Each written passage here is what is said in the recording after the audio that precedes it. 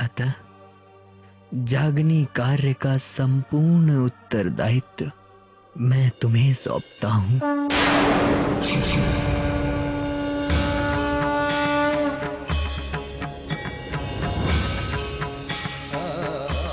तुम्हें सभी आत्माओं को, खासकर शाकुंडल और शाकुमार को खोजकर उन्हें निज स्वरूप की पहचान कराना है और अपने निज घर चलना है।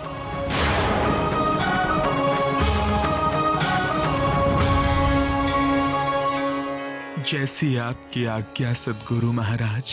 अब मैं अपना सारा जीवन आपकी आज्ञा के अनुसार बिताऊंगा और समस्त सुंदर साथ को जगाने का पूरा प्रयास करूंगा। अजबाई, जी स्वामी जी। एक भोजन की थाली लेकर आओ। जी स्वामी जी, लाई।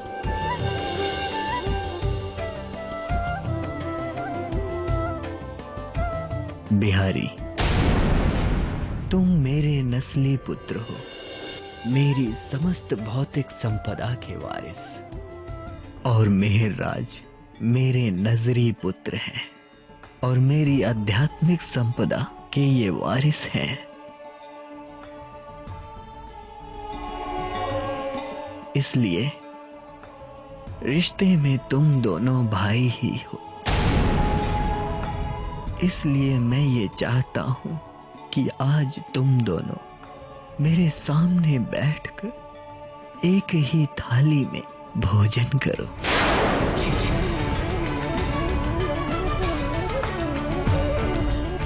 और अपनी सारी दूरियां मिटा दो और मुझे विश्वास दिला दो कि मेरे जाने के बाद तुम दोनों में कोई विवाद नहीं होगा।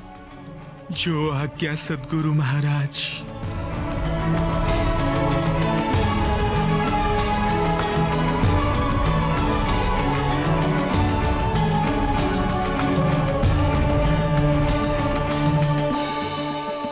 आपकी सब आज्ञा सर आंखों पर, किंतु इनके साथ भोजन मैं नहीं कर सकता।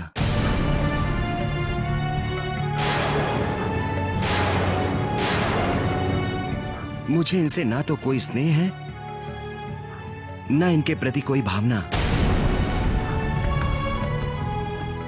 इसलिए आप तो मुझे क्षमा ही करें।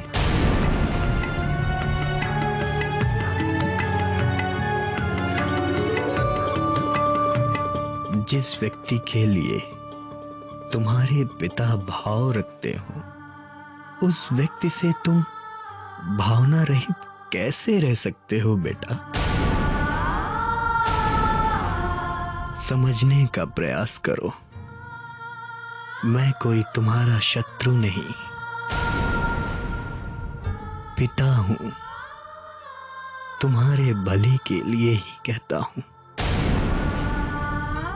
मन से इस तरह की द्वेष की भावना का त्याग करो और मेहरराज के प्रति सद्भाव पैदा करो। तुम्हारा कल्याण होगा। खा लो बेटा, मेरी खुशी के लिए खा लो साथ में।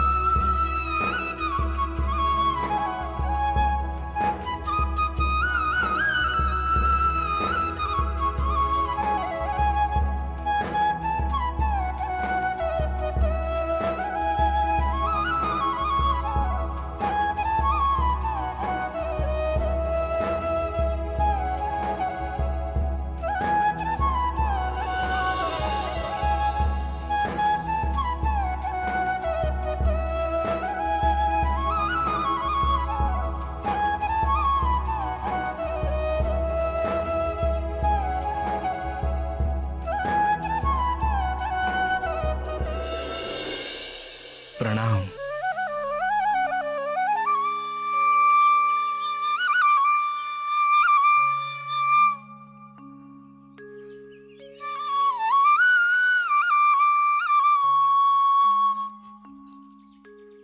इस प्रकार मिहिरराज जी श्री देवचंद्र जी के पास कुल 22 दिनों तक रहे और इन 22 दिनों में उन्हें श्री देवचंद्र जी ने भविष्य में होने वाली सभी मुख्य घटनाओं के विषय में संक्षेप में बता दिया। उन्होंने शाकुंतल और शकुमार की आत्माओं को जागृत करने पर विशेष जोर दिया और इसके बाद सारे सुंदर साथ को आत्मिक सुख देने का उत्तरदायित्व सौंपकर संवत 1712 में भादो सुदी चतुर्दशी की रात उन्होंने अपने नश्वर देह का त्याग कर दिया और श्री मिहिरराज जी के हृदय धाम में विराजमान हो गए, जिससे वे अब मिहिरराज से अक्षरातीत प्राणनाथ हो जाते हैं। आगे जिस सुंदर साथ ने भी उनके तन में विराजमान प्रियतम पर ब्रह्म श्री राज जी की पहचान की, उन्होंने उन्हें प्राणनाथ श्रीजी साहिब कहकर संबोधित किया। इधर देवचंद्र जी के धाम गमन के बाद सभी सुंदर साथ पुनः माया में मग्न हो गए, सांसारिक चाहनाओं और चिंताओं में उलझ गए। उन्हें यह पहचान ही नहीं रही कि कौन आया था, उसने हमें क्या उपदेश दिया था और कहां चला गया। उन सुंदर साथ के हृदय में धाम चलने की जरा भी तड़प न रही। गांगजी बाई के घर आना सबने बंद कर दिया, चर्चा सत्संग बंद हो गए। और तब एक दिन बालबाई कुछ विचार करके श्री मिहिरराज जी के पास आई।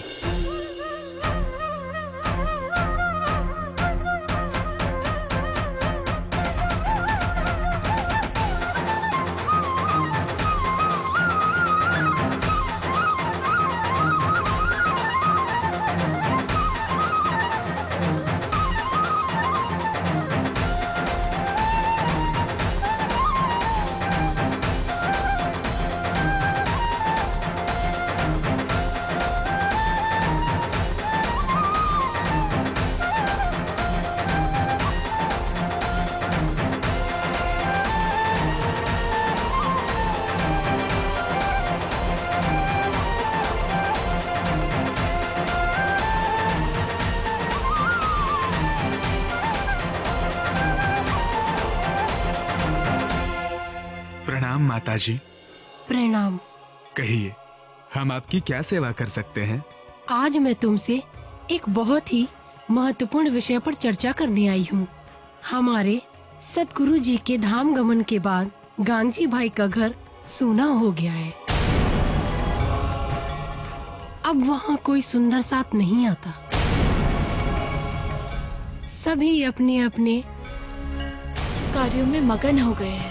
ऐसा लगता है कि किसी को धर्म की चर्चा सत्संग में कोई रुचि नहीं है। समझ में नहीं आता कि ऐसी स्थिति में जागनी कार्य कैसे होगा। आप सत्य कह रही हैं।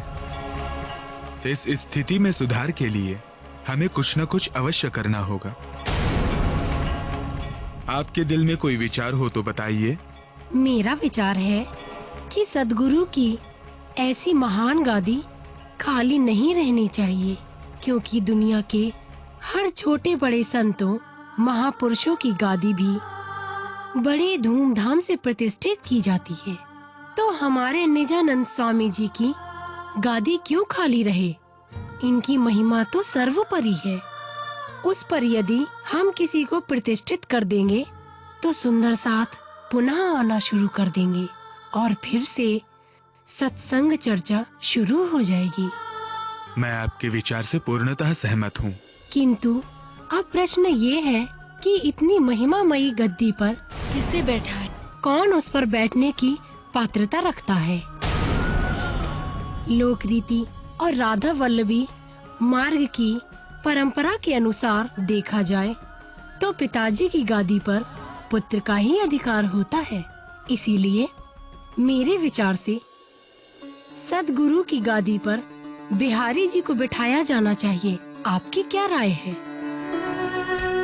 वैसे तो सद्गुरु जी ने जागनी कार्य का सारा उत्तरदायित्व मुझे सौंपा था, किंतु अब इनके निर्णय के आगे मैं कर ही क्या सकता हूँ। राज्य की जैसी इच्छा। मैं एक सुंदर साथ के रूप में ही जागनी कार्य का प्रयास करता रहूंगा। जैसी आपकी इच्छा। मैं भी इस निर्णय से सहमत और प्रसन्न हूँ। आप बिहारी जी को सद्गुरु जी की गद्दी पर बिठाने की तैयारी कीजिए। लेकिन सुंदर साथ ने उन्हें स्वीकार नहीं किया तो? उसकी चिंता आप न करें। सर्वप्रथम मैं बिहारी जी को प्रणाम करूंगा और सभी सुंदर साथ को समझाऊंगा। फिर मुझे देखकर सभी सुंदर साथ भी बिहारी जी को प्रणाम करने लगेंगे। सुंदर साथ के जागने कार्य और आत्मिक सुख के लिए मैं कुछ भी कर सकता हूँ। ये ठीक रहेगा। अच्छा, अब मैं चलती हूँ और बिहारी जी के गादी अभिषेक की तैयारी करती हूँ।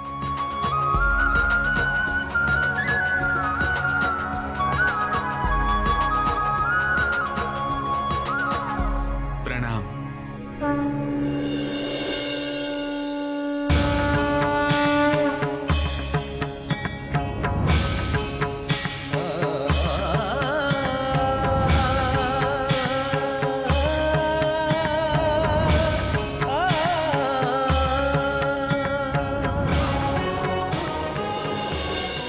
धाम के धनी की जय, बिहारी महाराज की जय।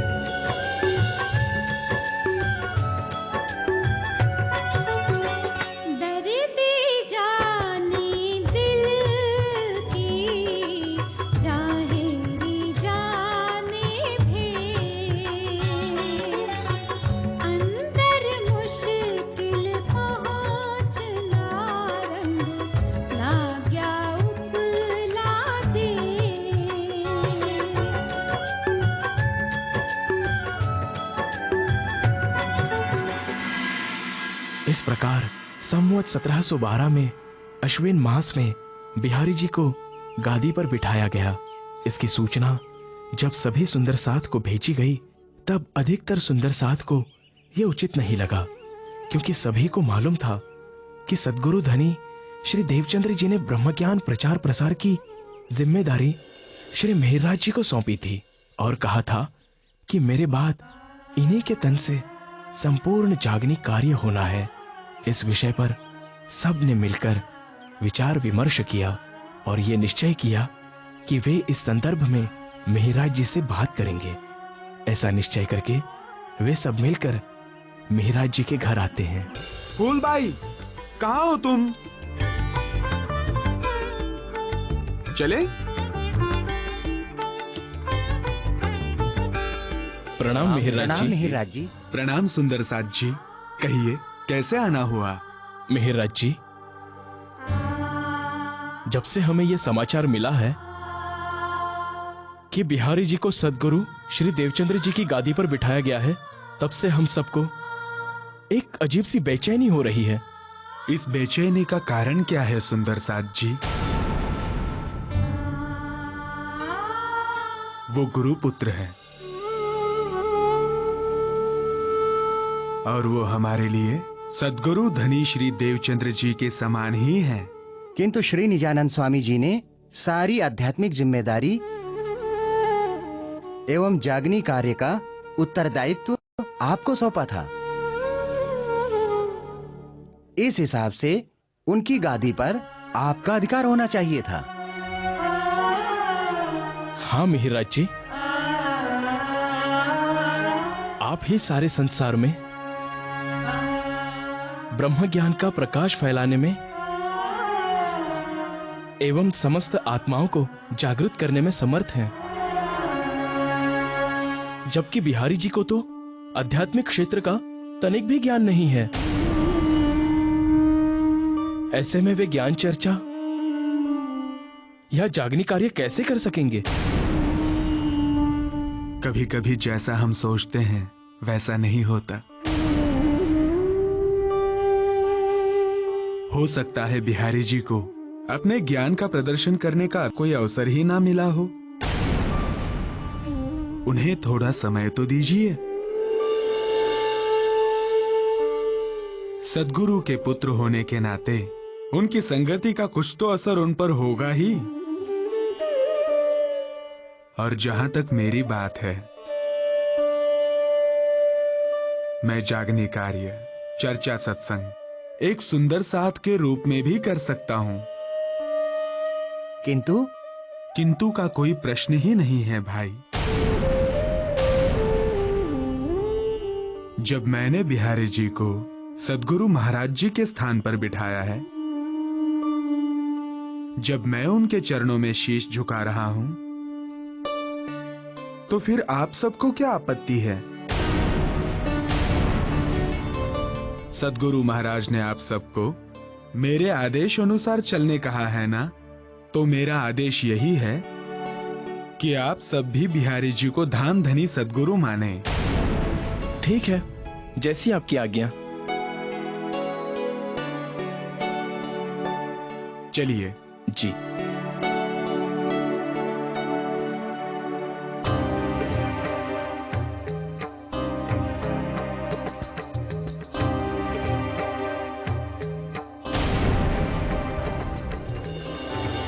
बिहारी जी के आने का समय तो हो चुका है, किंतु वो अभी तक आए क्यों नहीं?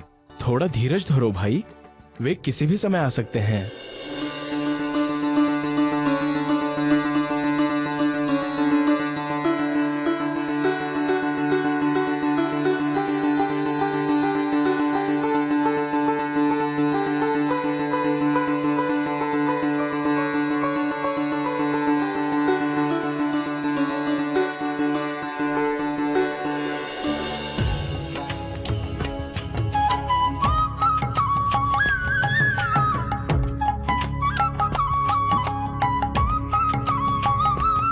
बोलो सद्गुरु महाराज की जय जय। धाम के धनी की जय। महाराज की जय। धाम के धनी की जय। सद्गुरु महाराज की जय। धाम के धनी की जय। जय।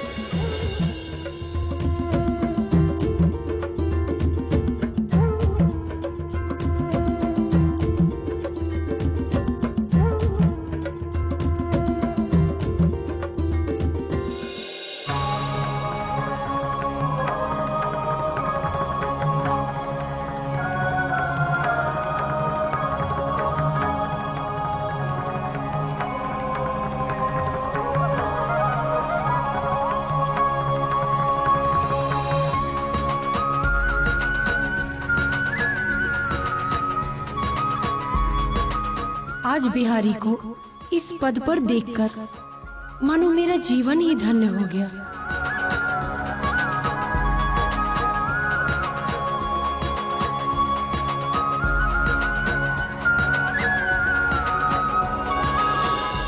हे सुंदर साथ, परम धाम से हम इस दुनिया में खेल देखने आए हैं,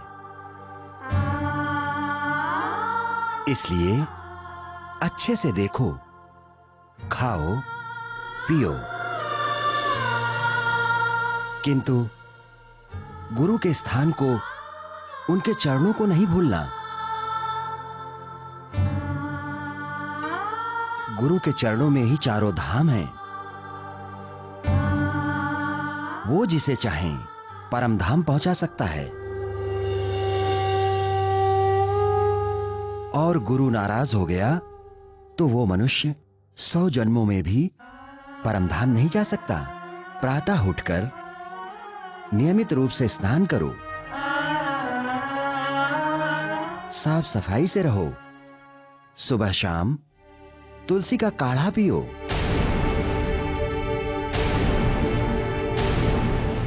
तो कभी भी बुखार नहीं आएगा। प्रतिदिन सुबह एक माला अवश्य फेर लो। फिर यहां सत्संग में आ जाओ। सुबह शाम नियमित रूप से मेरी चर्चा सुनो। आपकी आत्मा निश्चित रूप से परम धाम पहुंच जाएगी।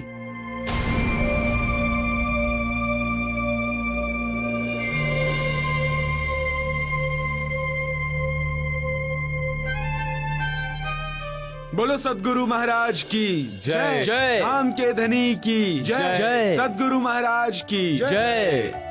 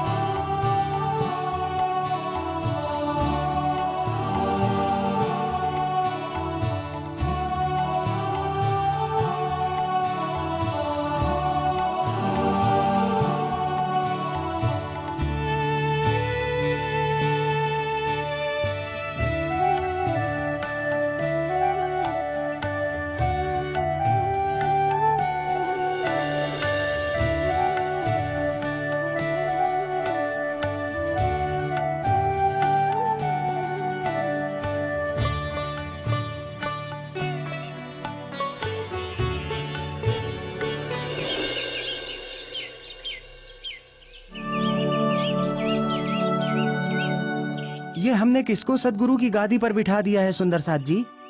इन बिहारी जी को तो रत्ती भर भी आध्यात्मिक ज्ञान नहीं है। आध्यात्मिक ज्ञान तो छोड़ो, उन्हें तो सामान्य ज्ञान भी नहीं है। देखा नहीं वे किस तरह से चर्चा कर रहे थे, जिसका ना कोई सर था ना कोई पैर।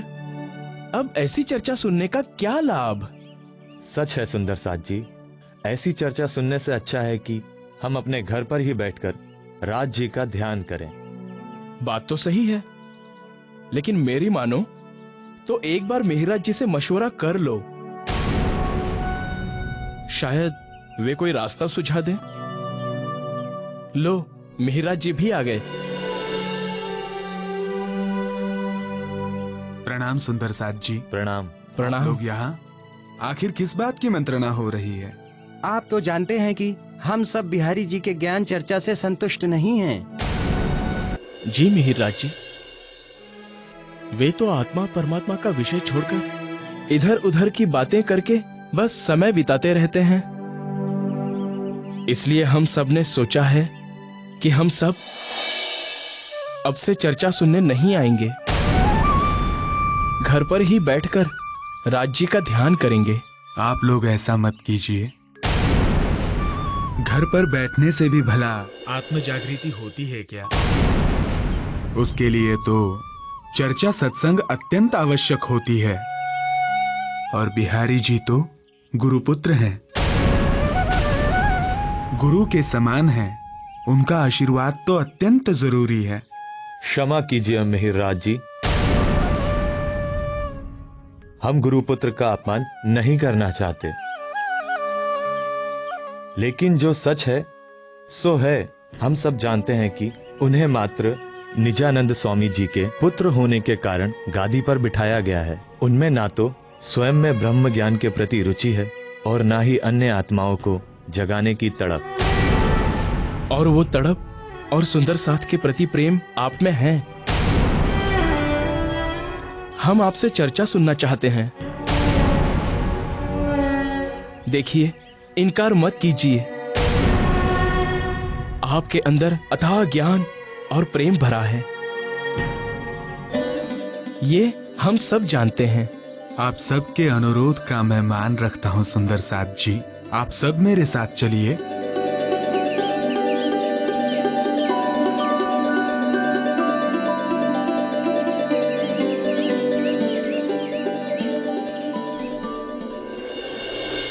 प्यारे सुंदर साथ जी, परम धाम से हम सभी आत्माएं इस नश्वर जगत में दुख का खेल देखने आ गईं। इस नश्वर देह में जैसे ही हमारी आत्मा ने प्रवेश किया, हम अपने स्वरूप को ही भूल गए और अनेकानेक दुखों को प्राप्त हो गईं। ये मायावी जगत ही ऐसा है कि यहां प्रवेश मात्र से ही अपने स्वरूप का विस्मरण हो जाता है। ये आत्म स्वरूप की विस्मृति ही सबसे बड़ा बंधन है, सबसे बड़ा दुख है, सबसे बड़ी अज्ञानता है। इसीलिए अपने स्वरूप को याद करो,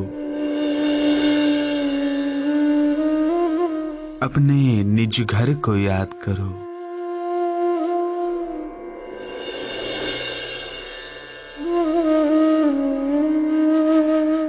हम आत्माओं और प्रियतम परब्रह्म श्री राज जी की मिलन स्थली रंग महल, यमुना जी, सातों घाट, हौज कौसर ताल, पुखराज पहाड़ के सुख याद करो।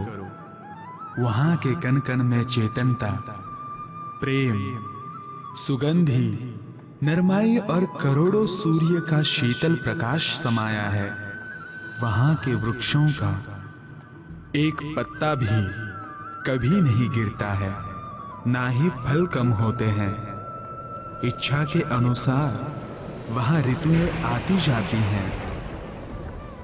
याद कीजिए सुंदर साथ जी, किस प्रकार हम अपने धनी से प्रेम पूर्वक मिलते थे, किस प्रकार हम सब सखियां प्रेम व आनंद की लीला में दिन रात डूबे रहती थीं। याद करो किस प्रकार धाम धनी हमें पल पल प्रेम करते एवं रिझाते थे।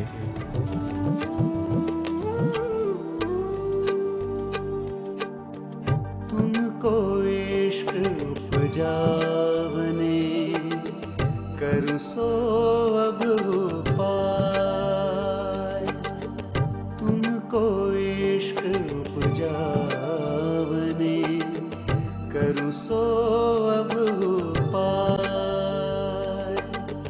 पूर चलाओ प्रेम को जो याही में छाक छकाए। पूर चलाओ प्रेम को जो याही में छाक छकाए। तुमको इश्क उपजावने कर सो अब उपाय।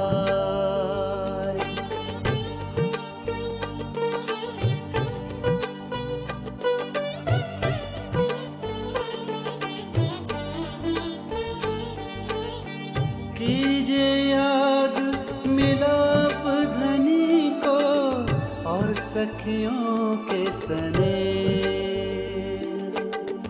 रात दिन रंग प्रेम में विलास किए हैं जे।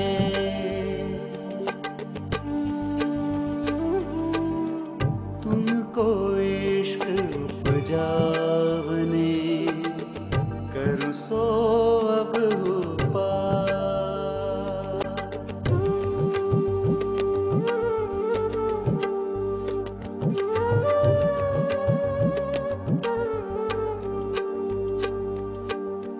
निश दिन रंग मोहलन में साथ क्षमाजी शान। याद करो सुख सब अंगों जो करते आठों जान।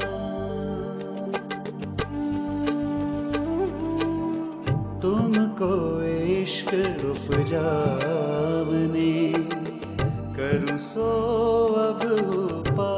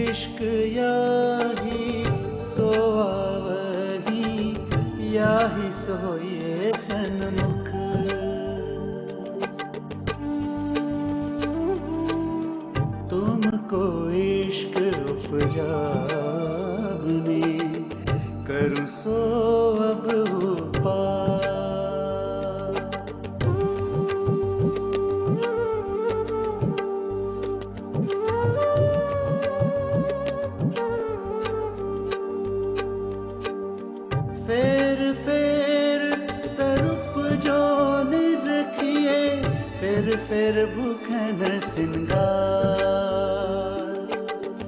फिर मिलावा मुल्का, फिर देखो मनुहार।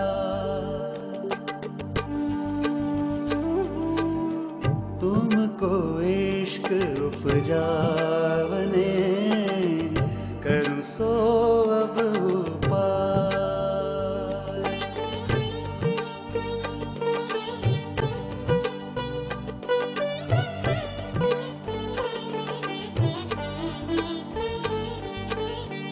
मैं जो दे तुम्हें सीखापन, सोली जो दिल दे। महमत कहे ब्रह्म सृष्टि को, सखी जीवन हमारा तुमको इश्क उपजावने, करूं सो अब उपाय। पूर चलाओ प्रेम को, जोया ही में छाक छकाए। पूर चलाओ प्रेम को, जोया ही में छाक छकाए। तुमको इश्क उपजावने, करूं सो अब उपाय। तुमको इश्क उपजावने, करूं सो अब उपाय।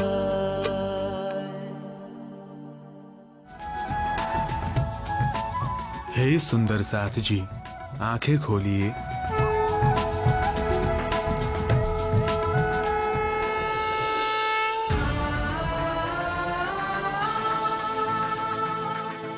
आपकी चर्चा सुनकर मन को अपार शांति मिली है मिहिरराज जी। ऐसा लग रहा था जैसे हमारा हृदय आनंद के सागर में गोता लगा रहा हो। हमें निज घर प्रियतम श्री राज जी एवं निज स्वरूप की भी काफी समझ आई है। हाँ मिहिरराज जी, जब आप चर्चा कर रहे थे उस समय ऐसा लग रहा था कि जैसे स्वयं धामधनी प्राणों के नाथ राज जी आपके अंदर विराजमान होकर परम धाम का वर्णन कर रहे हो। हाँ मिहिरराज जी, मुझे भी ऐसा ही लगा कि जैसे स्वयं अक्षरातीत प्राणनाथ आपके अंदर विराजमान होकर चर्चा कर रहे हो। आज से हम प्रतिदिन आपके ही मुखारविंद से चर्चा सुनेंगे। नहीं, आप लोग ऐसा मत कहिए। ये गुरुपुत्र बिहारी जी की महिमा के विरुद्ध है। धामधनी सद्गुरु जी की गादी पर विराजमान होने से वो हमारे लिए धामधनी सद्गुरु महाराज के ही समान है।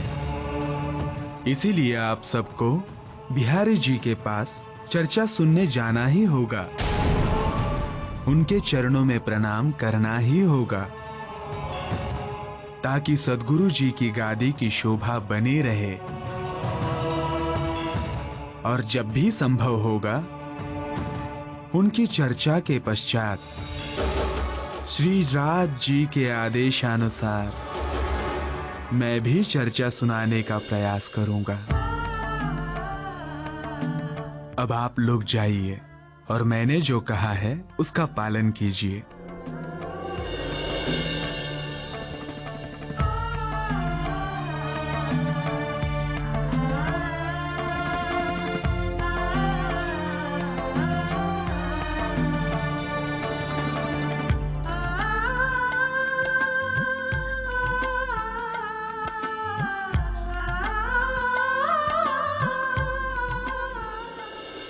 और इस तरह बिहारी जी महाराज की चर्चा से सुंदर साथ को संतोष नहीं होता था, उन्हें सहज संतुष्टि नहीं होती थी।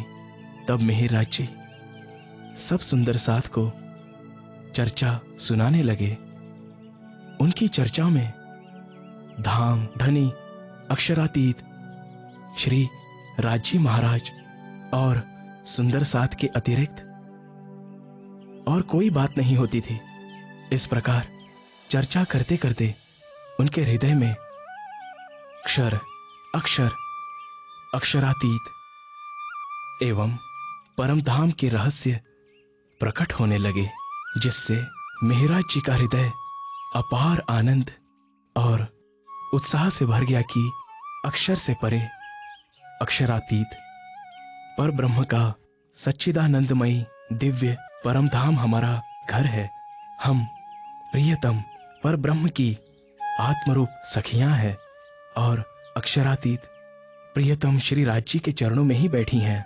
ये खेल तो मात्र स्वप्नवत है। वे ब्रह्मात्माएं इस समय इस मायावी जगत में मनुष्य तन में प्रकट हुई हैं, तो उनकी सेवा का अवसर फिर कब मिलेगा? फिर उन्होंने सोचा कि धन के बिना सेवा भी कैसे संभव है। ऐसा विचार करके उन्होंने बिहारी जी से नौकरी करने की अनुमति मांगी।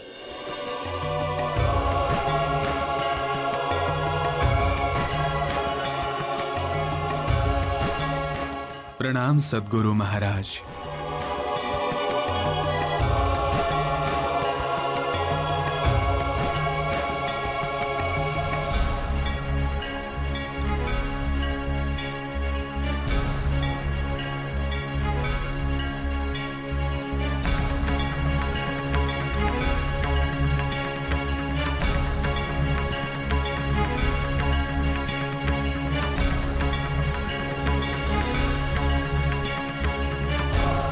हे बिहारी जी महाराज, मेरे दिल में सुंदर साथ की सेवा से संबंधित आज एक इच्छा उत्पन्न हुई है। इसके लिए मुझे आपकी अनुमति चाहिए। कहिए मेहराज जी, क्या इच्छा है आपकी? जी, मेरी इच्छा है कि यहाँ जो भी सुंदर साथ आते हैं उन सबके भोजन आदि की सेवा मैं करूं। ये तो बहुत ही अच्छी बात है मेहराज जी। सेवा से बढ़कर कुछ नहीं है। किंतु इसके लिए धन की भी काफी आवश्यकता होगी। इसलिए मैं सोच रहा हूं कि राज दरबार में कोई नौकरी कर लूं। ये ठीक रहेगा। मेहराज नौकरी में रहेगा तो सुंदर साथ को चर्चा भी कम सुनाएगा, जिससे मेरी महिमा कम होने का खतरा भी नहीं रहेगा और सेवा में कुछ धनराशि भी मुझे भेंट में प्राप्त हो जाएगी। ये तो बहुत अच्छी बात है मेहराज जी। आप शीघ्र ही नौकरी के लिए आवेदन कीजिए। मेरा आशीर्वाद तुम्हारे साथ है। आपका बहुत बहुत आभार बिहारी जी महाराज। मैं कल ही इसके लिए मंत्री महोदय से मिलने जाऊंगा। अब मुझे आज्ञा दीजिए। प्रणाम।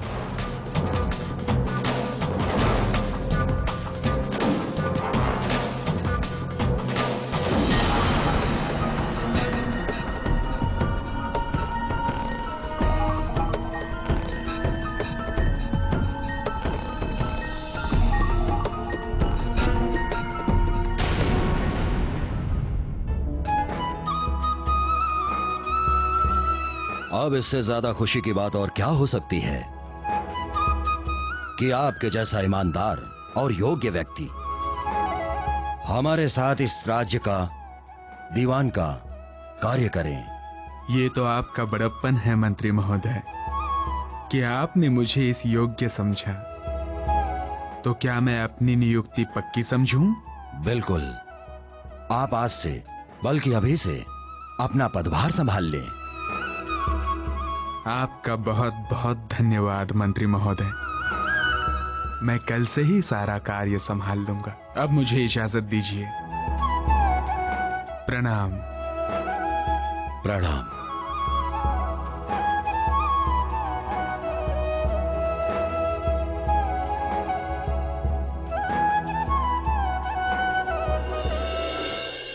इस प्रकार मिहिरराज जी ने सुंदर साथ की सेवा के उद्देश्य से वजीर के दीवान का पदभार ग्रहण कर लिया।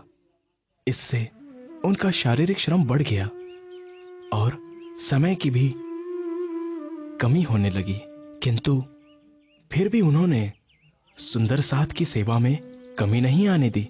प्रतिदिन प्रातः ब्रह्म मुहूर्त में ही उठ जाते थे, फिर स्नान ध्यान करके बिहारी जी की सेवा में हाजिर हो जाते थे।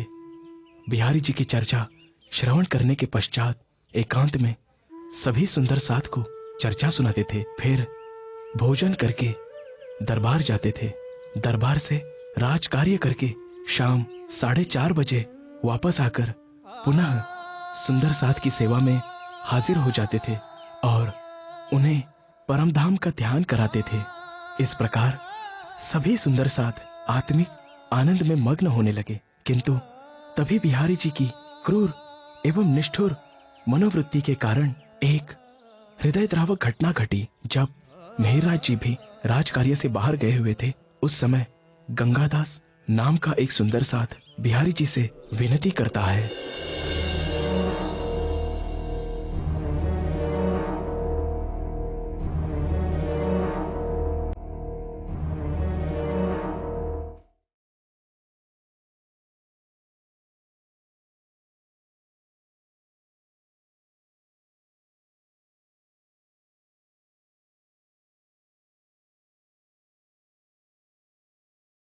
हे धामधनी बिहारी जी, मैं एक गरीब सुंदर साथ हूं। मेरा घर जामनगर से 2 कोस दूर है। मैं आपके नियम अनुसार प्रतिदिन दोनों समय यहां चर्चा सुनने आता हूं, किंतु दूरी अधिक होने के कारण आने जाने में मेरा बहुत समय निकल जाता है और मैं अपने परिवार के पालन पोषण के लिए कुछ नहीं कर पाता हूं। चूंकि मेरी रोजी रोटी दैनिक मजदूरी पर निर्भर है, अतः मेरी आपसे प्रार्थना है कि कृपया मुझे दिन में एक समय चर्चा में ना आने की छूट दें। इस तरह से तो धीरे धीरे सभी आना बंद कर देंगे, और वैसे भी ये गरीब है, इससे कुछ मिलना जुलना है नहीं, इसे निकाल देना ही ठीक रहेगा। यदि यहां आकर श्री राज जी की चर्चा सुनने से तुम्हारा समय बर्बाद होता है तो जाओ, मैं तुम्हें दोनों समय की छूट देता हूं। अब तुम्हें यहां आने की कोई आवश्यकता नहीं है। आज से मैं तुम्हें सुंदर साथ में से निष्कासित करता हूं।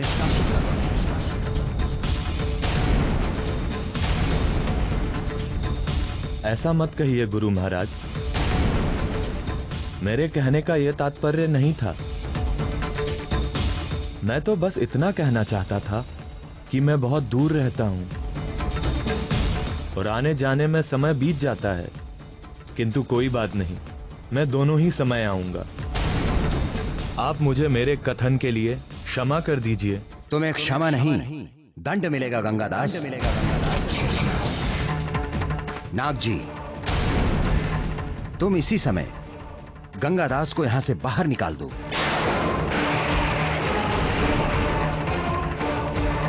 और ध्यान रहे कि ये यहां फिर कभी नहीं आना चाहिए।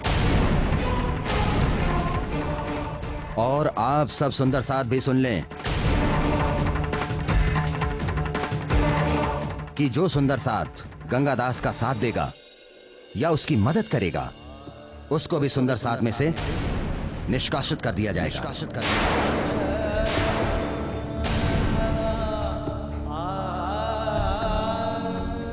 मुझे क्षमा कर दीजिए महाराज, मुझे क्षमा कर दीजिए महाराज। इतने कठोर मत बनिए गुरु महाराज, मुझ पर दया कीजिए। मैं अपने कहे शब्द वापस ले लेता हूं और आपसे क्षमा मांगता हूं। मुझे यहां से मत निकालिए।